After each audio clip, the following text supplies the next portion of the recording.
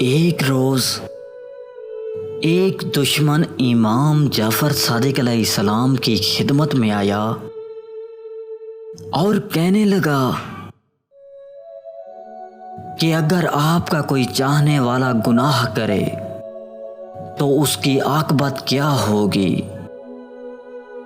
امام جعفر صادق علیہ السلام نے اس کے جواب میں فرمایا، خداوند عالم اس کو ایک بیماری دے گا تاکہ بیماری کی تکلیف اس کے گناہوں کا کفارہ ہو جائے۔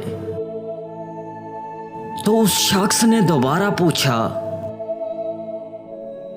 اگر وہ شخص بیمار نہ ہوا تو پھر؟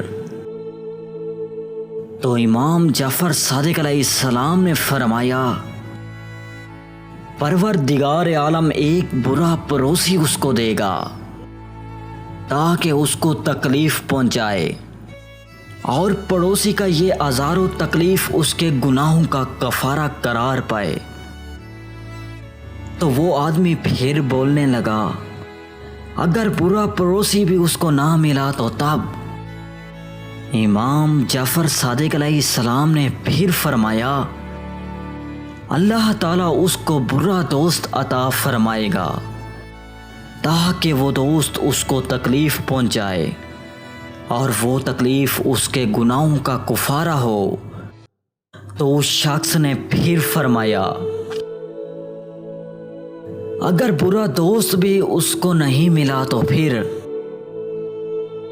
امام جعفر صادق علیہ السلام نے فرمایا، پروردگار عالم بری بیوی اس کو دے گا تاکہ وہ اس کو آزار و اذیت میں پہنچائے اور یہ اس کے گناہوں کا کفارہ ہو۔ تو اس شخص نے پھر سوال کیا، اگر بری بیوی بھی اس کو نہ ملی تو تب؟ امام جعفر صادق علیہ السلام نے فرمایا، پروردگار عالم موت سے پہلے اس کو توبہ کی توفیق عنایت فرمائے گا۔ تو اس آدمی نے بغض و عناد کے باعث پھر کہا کہ اگر موت سے پہلے توبہ نہ کر سکا تو پھر؟